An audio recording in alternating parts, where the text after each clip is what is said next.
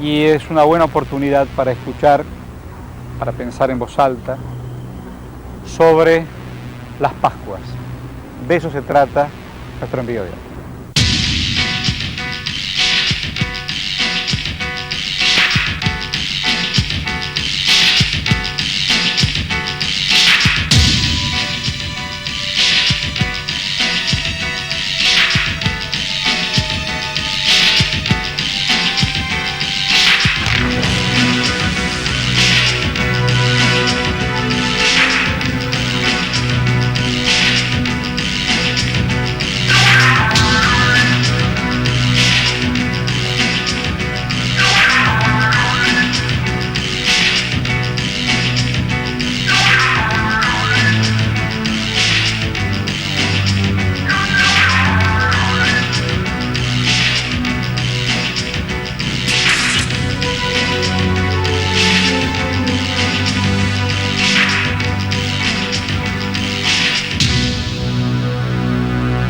Aquí estamos con el pastor Carlos Villanueva, muchas gracias, pastor, por acompañarnos.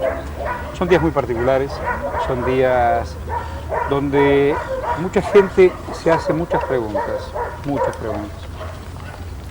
Alguien quiere saber por qué no se lo enseñaron, o por qué no sabe, o porque viene de otra religión, de otros dogmas. ¿Qué significa Cuaresma?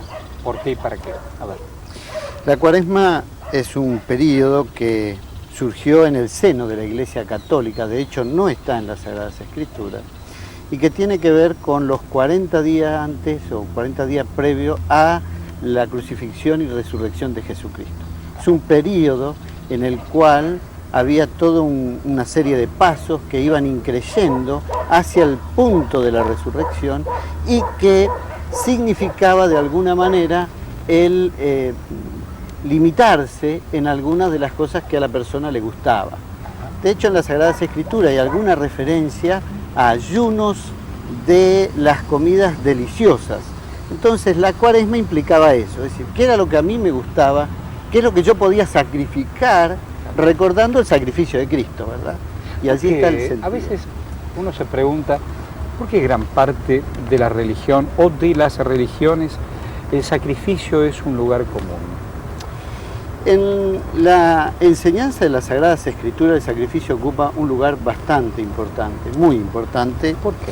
De hecho, la Biblia afirma, quizás antes del porqué, que sin derramamiento de sangre, es decir, sin sacrificio, sin entrega de vida, no hay perdón de pecado. Esa es una enseñanza clara del Antiguo y del Nuevo Testamento, obviamente interpretado de distintas maneras, ¿verdad? Uno referido al Cordero, otro referido al sacrificio de Cristo. ¿Por qué? Justamente porque las Sagradas Escrituras enseñan, y en general las religiones enseñan, de que el hombre ha cometido algún tipo de falta, algún tipo de pecado, que está en alguna medida en deuda con Dios o los dioses. Y que esa deuda hay que pagarla de alguna manera. ¿Pero por qué con la muerte? No necesariamente estamos hablando de la muerte de la persona, aunque hubo religiones que sí lo aplicaron de esa manera, sino de algo que significara la entrega de la vida. El sacrificio judío, el sacrificio del Antiguo Testamento, más que exaltar la muerte, exaltaba la vida. Es decir, es una vida que se ofrenda. Obviamente, el símbolo de la vida era la sangre, por eso se degollaba un cordero y se ofrecía la sangre, la vida del cordero. En el Nuevo Testamento, el hombre es considerado reo de muerte. El pecado que ha cometido es digno de muerte, pero hay una vida que se ofrece en reemplazo de mi vida. Por eso el sacrificio de Cristo es vicario, me reemplaza a mí, reemplaza mi muerte, por decirlo de alguna manera, y por eso Él gana la vida para mí. Es muy difícil comprenderlo. ¿Por qué es muy difícil comprenderlo? Al menos para mí. Porque un hombre entiendo que un hombre se sacrifica por los otros. Sí. Notable, ponderable, lo más grande. Pero después, ¿cómo recupero yo la vida si yo me inmolé por los otros? Bueno, justamente allí está el mensaje de la fe cristiana y de hecho la clave del nacimiento de la fe cristiana. La verdad es que la iglesia cristiana nace a partir del domingo de resurrección. Ajá. Es la fe en el resucitado, en el viviente. Ajá. El que da sentido a la iglesia cristiana es el Cristo resucitado, Así es. más que el Cristo sacrificado. Así es, ¿verdad? así es. La clave del cristianismo no es tanto una cruz con un Cristo allí sufriente, sino una cruz vacía que representa Así es. la entrega de Cristo, pero la vida de Cristo. Así es. Por lo tanto, Él recupera la vida. Y las palabras de Jesús justamente se ponen en ese sentido, porque yo he vencido que la muerte, ustedes tienen una posibilidad de victoria, de vencer también a los enemigos que deben enfrentar. La gente adora o le reza al Cristo sufriente. ¿Reza para que ese Cristo abandone esa cruz? No. Yo creo que en alguna medida, bueno, esta es mi interpretación. ¿Es su interpretación evangelista? Es una interpretación general de los evangelios. Yo creo que en alguna medida nosotros, el hombre, la imagen del Cristo sufriente es más atractiva para el común de la gente que el otro Cristo. Se presta mucha más atención al jueves de Semana Santa y al viernes que al domingo. El domingo casi pasa desapercibido, aunque es el día más importante de la celebración, justamente por varios sentidos. Primero, porque hay una identificación con el dolor. Todos en mayor o menor medida estamos sufriendo algo. ¿Sí? Y entonces nos identificamos con el que sufre. En segundo lugar, porque creo que el Cristo sufriente es un Cristo que hace algo por mí, y el Cristo resucitado es un Cristo que pide algo de mí. Entonces es más fácil aceptar ese aspecto de la fe, el que me da, el que se sacrifica para darme vida, y no tanto ese otro Cristo que es el que resucita para hacerme una demanda ética. Ahí ya no me interesa tanto la demanda ética de Jesús. Por eso para mí esos son los aspectos que tienen que ver con el gran énfasis que se hace en el Cristo sufriente y el poco énfasis en ¿Hay otras religiones que han interpretado la resurrección? ¿No solo de Cristo, han tenido otros antecedentes? Sí, el tema de la resurrección ha tenido antecedentes. De hecho, hay una teoría que dice que el concepto de resurrección que aparece en el cristianismo apareció previo a su aparición en el Antiguo Testamento, porque en el Antiguo Testamento ya hay anticipo de la resurrección. Aparecen religiones hindúes, de Irán, no hindúes, de Irán. Aparece en ese tipo de religiones iraníes y que de allí pasa el concepto, es una teoría, volvemos a decirlo, de allí pasa el concepto a la fe judía, por plantearlo de alguna manera, y el cristianismo es heredero del judaísmo en este sentido. Obviamente en estas religiones iraníes el concepto de una nueva oportunidad, de una religión, que estaría más o menos relacionado con la reencarnación, claro, que el budismo ha luego planteado. ¿La resurrección no es lo mismo que reencarnación? No, de ninguna manera. ¿Usted cree que Cristo reencarna? No, creo que no. Cristo ha resucitado. Cristo ha resucitado. Cristo ha resucitado y Cristo vive. Esa es la fe cristiana. Ajá. Eso es lo que el credo que del cristianismo afirma, ¿verdad? ¿Y si Cristo vive, en dónde vive? ¿Y en qué vive? Él en este momento, si fuéramos a hablar físicamente, está en los cielos con Dios el Padre, como el Nuevo Testamento nos lo enseña. Pero al mismo tiempo, puede estar en la vida de cada uno de aquellos que han decidido imitarlo, seguir sus pasos, entregarle su vida. Ser cristianos, plenamente cristianos, comprometidos con la fe del Evangelio. ¿En qué se diferencia la iglesia cristiana de la iglesia evangélica? Los evangélicos creemos que somos cristianos. ¿Y los cristianos creen que ustedes son hijos menores, hermanos? El cristiano católico cree que somos hermanos separados, hermanos que necesitan volver al redil. ¿Por qué? ¿En qué se diferencia? ¿En qué se diferencia? De alguna manera, nuestra fe evangélica, cristiana evangélica, ha rechazado todo lo posterior al Nuevo Testamento como dogma.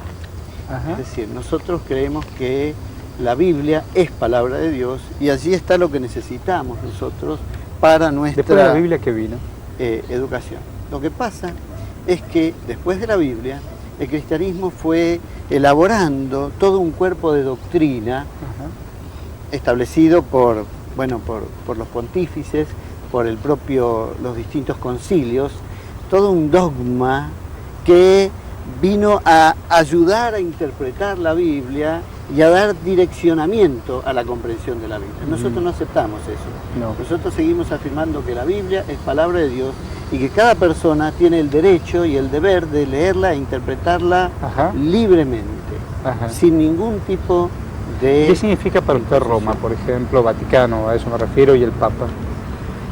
Yo tengo mucho respeto por la Iglesia Católica Apostólica y Romana. Tengo mucho respeto por los sacerdotes, fui educado y estudié aún de grande con sacerdotes a quienes aprecio y quiero mucho, pero no comparto. Es decir, yo he viajado hace un año a Israel con un grupo de 15 sacerdotes. Todos los días participamos en devocionales juntos, leímos la Biblia, oramos juntos, pero hay un punto donde... ¿Dónde nos encuentran? Donde yo interpreto la Biblia desde una manera, donde yo, por ejemplo, no acepto el bautismo infantil. Yo creo que la persona tiene que tomar la decisión de ser bautizado y de pasar a formar parte de la Iglesia, y donde el catolicismo me implica una gracia inherente en el bautismo y yo no lo acepto. Pero ahí es donde no... Pero, es decir, vuelvo a decir, no es un problema que nos vamos a pelear, hemos compartido y comparto y puedo orar con mis hermanos católicos, obviamente, pero yo tengo mis reservas acerca de su manera de leer e interpretar las Sagradas Escrituras. ¿Me permite hacer una pausa? Sí, cómo no. Ya veremos.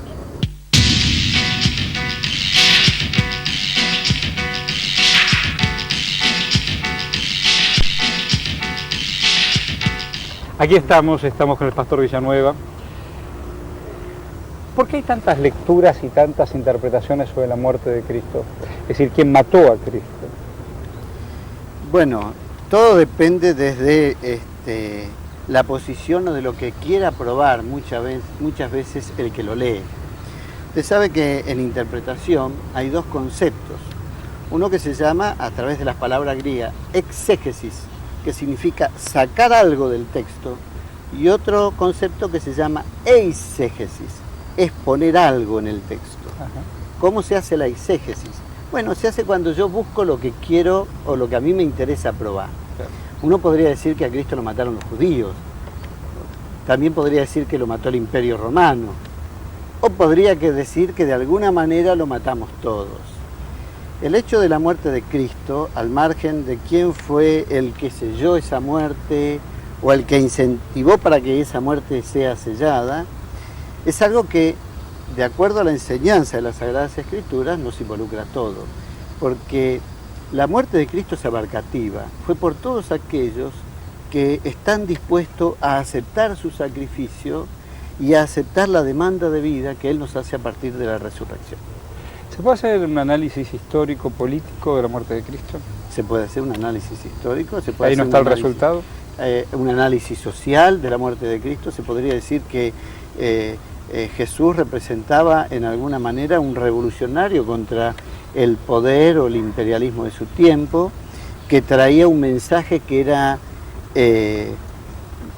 revolucionario para el statu quo, es decir, él estaba hablando de un compartir, de un amor sin divisiones, y obviamente eso molesta. Hay una cosa, siempre manejando o haciendo hincapié en el texto sagrado, ¿por qué Jesús o Cristo menciona que lo abandonó el Padre? Es una frase interesante esa, que tiene más de una lectura, como la Sagrada Escritura, tiene más de una interpretación, y muchas veces es la exposición del lector lo que va a dar claro. Cuál es la interpretación que uno acepta. Uno podría leerla desde el punto de vista de que en ese momento crucial de la crucifixión, cuando Cristo está de alguna manera llegando al punto de su entrega total, que es la muerte, Él siente que está pagando por el pecado, por las ofensas de todos los hombres, y de alguna manera lleva en sí mismo, carga en sí mismo el pecado de todos los hombres. el Antiguo Testamento, el libro de Isaías, justamente plantea el sacrificio vicario del Mesías en esos términos. Lo plantea, nos descargamos como ovejas, cada cual se apartó por su camino, mas Dios cargó en él el pecado, la ofensa de todos nosotros. Y de esa manera, él no podía, Dios rechaza el pecado, ¿verdad? Él no podía sentir en alguna manera la presencia de Dios como lo había sentido hasta ese momento, justamente por la presencia del pecado. Otro podría leerlo y pensar que más que una frase de derrota, es una frase de victoria. Me has dejado y ahora tengo la oportunidad de hacer yo lo que tengo que hacer por mí mismo. Es otra manera de leer el texto, ¿verdad? El texto no nos dice el tono en cual lo dijo Jesús, pero yo creo que en realidad Cristo en ese momento estaba dándose cuenta de la real dimensión de lo que su sacrificio implicaba, de la entrega por el pecado de todos los hombres, por la ofensa de todos los hombres, y allí estaba sintiendo esa soledad. ¿Por qué se siguen conservando en algunas tradiciones judías dentro de los ritos cristianos? Porque el cristianismo es heredero del judaísmo. Casi podríamos decir que es una continuación de la fe judía. El Nuevo Testamento no es comprensible sin el Antiguo Testamento. No, si alguien dijera, bueno, mi Biblia solamente comienza con el Evangelio de Mateo y ignoro el Antiguo Testamento, no lo entendería. No podría hacerlo. Cristo es presentado como el Cordero. ¿Qué es un Cordero? No tenía sentido si no se conoce la Pascua judía. El mismo hecho que Cristo haya sido sacrificado, haya sido entregado en tiempo de Pascua, tiene un valor simbólico de continuidad justamente con la Pascua judía que indicaba la liberación del pueblo, y aquí volvemos a encontrar una nueva liberación. Si aquella fue física de la esclavitud de Egipto, esta es espiritual del dominio del pecado. ¿Por qué ese pueblo no lo reconoce? Bueno, porque el judaísmo ha interpretado la esperanza mesiánica en más de un sentido, y de hecho el mensaje de Jesús fue un mensaje totalmente antirritual. Es decir, los sacrificios pasaron. Pero él no es un sacrificio en sí mismo. Él fue un sacrificio en sí mismo que dio cumplimiento a todos los sacrificios, por lo tanto no es necesario más sacrificio a partir de la entrega de Cristo. Ahora, el judaísmo está muy atado, muy relacionado con todo el sistema ritual. Su fe giraba mucho en aquel tiempo, mientras todavía el templo existía. Claro. Estamos hablando del periodo que el templo de Jerusalén todavía estaba con el sistema de sacrificios. Y el hecho de que Jesús haya denunciado a los líderes judíos por su, uno podría decir, complicidad con el imperio en abusar de sus propios conciudadanos, o podría decir justamente por haber dejado las demandas éticas que Dios le hace en el Antiguo Testamento. Como uno es lo mismo, ¿no? Pero la denuncia de Jesús fue muy directa. En ese sentido, hizo que justamente fuera la dirigencia judía, ya sea compuesta por fariseos, saduceos, herodianos, es decir, grupos políticos que entre sí eran enemigos, pero que se unieron justamente para complotar y buscar la muerte de Jesús, ¿no? Alguien que era extraño a eso. Y de hecho, ellos no aceptaban que pudiera venir un Mesías que surgiera del pueblo y no surgiera del liderazgo. Ellos lo condenan también por eso. ¿La fe cristiana lo reconoce como un hombre que viene del pueblo o lo reconoce como alguien que viene como un mensaje celestial? Como un enviado celestial. Es que los dos elementos van juntos en la fe cristiana. Porque los padres de Jesús fueron hombres muy humildes. Un hombre y una mujer humilde. Es decir, no pertenecían a ninguna élite, no tenían notoriedad social, no tenían poder económico. Cuando Jesús nace, como ocurría en aquellos tiempos, había que hacer una ofrenda. La ofrenda que ellos presentan es la ofrenda del pobre. Porque el judaísmo tenía distintos niveles de ofrenda, que tenía que ver la posición económica del oferente. La de ellos del pobre, ellos eran gente del pueblo. No fue educado en ninguna de las instituciones judías históricas tradicionales. El apóstol Pablo es diferente en ese sentido. Él se plantea o él se presenta a sí mismo como alguien educado con lo mejor de la tradición Usted judía. decía Jesús que no. el primero y último sacrificio es Cristo en sí mismo. ¿Y los mártires? Bueno, los mártires fueron personas que entregaron su vida por su fe. De hecho, podríamos decir que ha habido... Digo lo que vino después, ¿no es cierto? Exactamente, ya hay mártires. Pero lo que dio singularidad al sacrificio de Cristo es su afirmación de ser el Hijo de Dios, Dios mismo, y es que eso se comprobó en el hecho de la resurrección. Es decir, Cristo resucitó.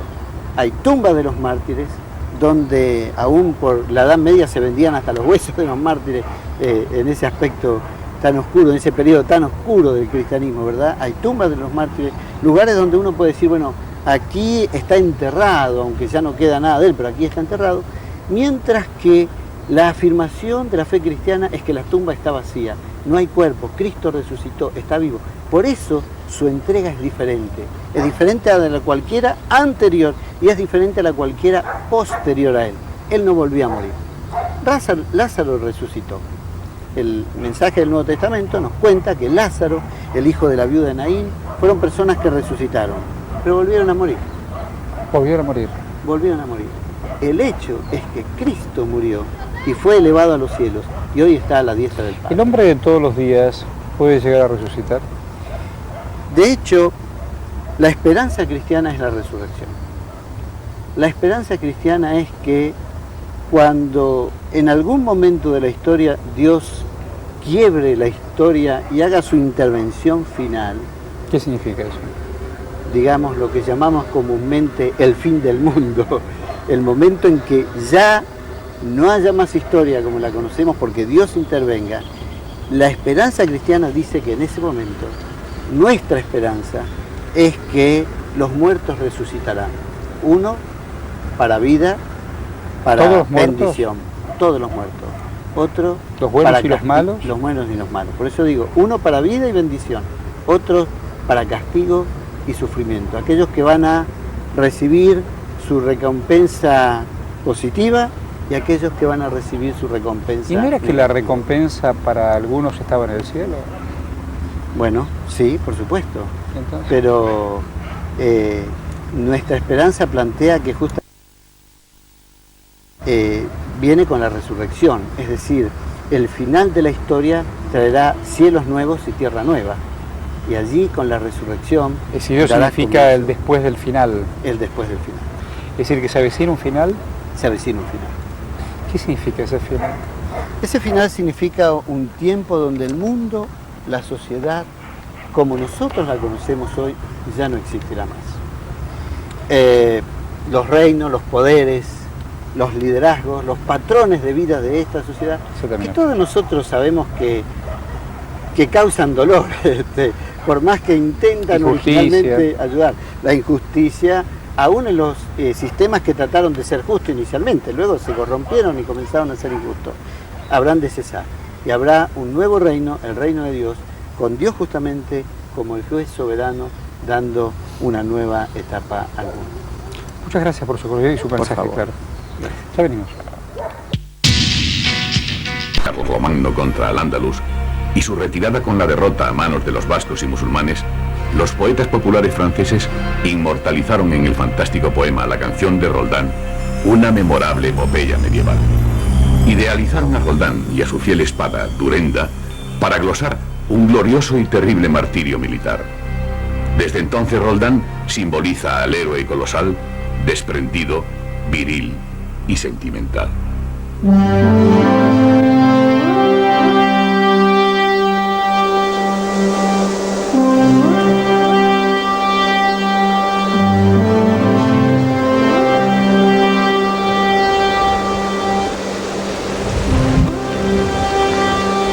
Cuenta la tradición que Carlomagno por estos lugares esperó a la retaguardia donde venía Roldán, cuando a lo lejos el cuerno olifante le anunció su muerte y derrota. Y también por estos parajes descansó el ejército que organizó el emperador para vengar la derrota. Estaba formado por 53.066 doncellas, ni una más ni una menos, pero tan magníficas que su sola presencia sirvió para ahuyentar a los enemigos apostados en las cumbres. Pero al caer la tarde, y cansadas por la larga caminata, hincaron las lanzas en el suelo y se echaron a dormir. A la mañana siguiente, sus armas habían reverdecido y se habían llenado de flores y de frutos.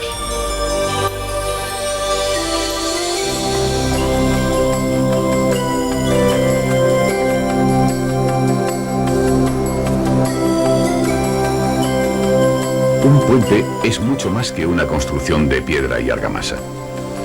El puente es el resultado de un esfuerzo permanente en el que, junto a las ideas y a la técnica, participa el corazón, embebe a los sentidos y necesita de las diestras manos artesanas. Además de resolver problemas de tensiones y deformaciones en los materiales, los constructores medievales tenían que expresar una necesidad vital de los hombres, un deseo de espiritualidad, el decidido enfrentamiento a la naturaleza y su fascinación por la belleza. Sitúense en la época, cuando un río podía transformarse en el mayor impedimento imaginable, hacer que una tierra fuese una isla, que los rodeos a los que obligaba fuesen de tal magnitud que les tenía materialmente aislados. Levantar un puente era un desafío para alcanzar lo imposible, para demostrar que no era una quimera volar de orilla a orilla.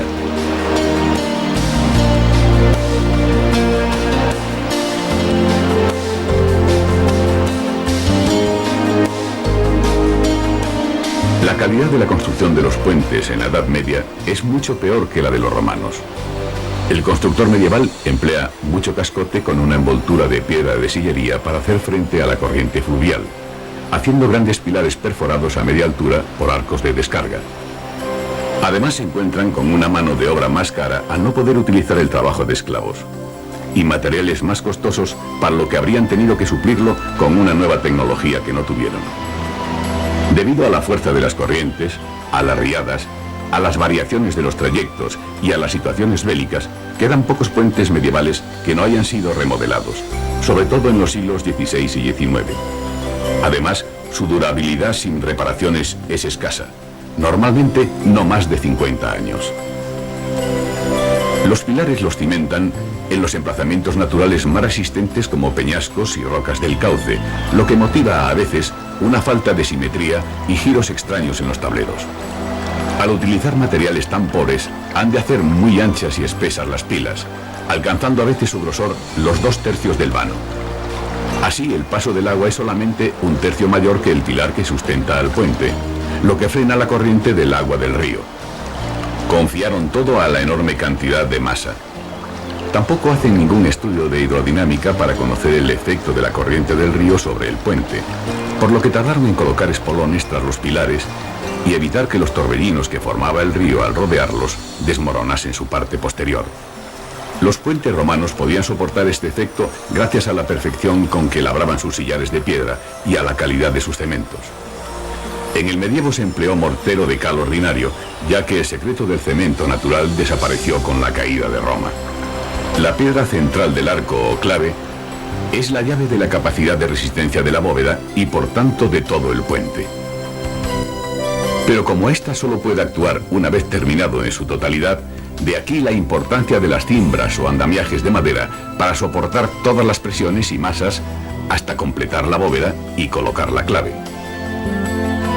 De los detalles concretos de estos andamios, solo nos han llegado algunos agujeros que quedan en las piedras y que era el lugar donde se encajaban. Debajo está el río Arga, cruzándolo el puente de Zubiri. Por aquí, durante siglos y con más o menos fervor, atravesó todo un ejército de penitentes y de voluntarios, cuando el pie era la única medida del viajero. La peregrinación se convirtió en su propio mito, con el abandono de todo lo cotidiano, para continuar con una ilusión y por una ruta incierta. Y por los caminos fueron surgiendo estos maravillosos puentes. Como tiempos de escasez y de ignorancia, no se concibe la construcción de un puente sin algún sacrificio humano, y menos aún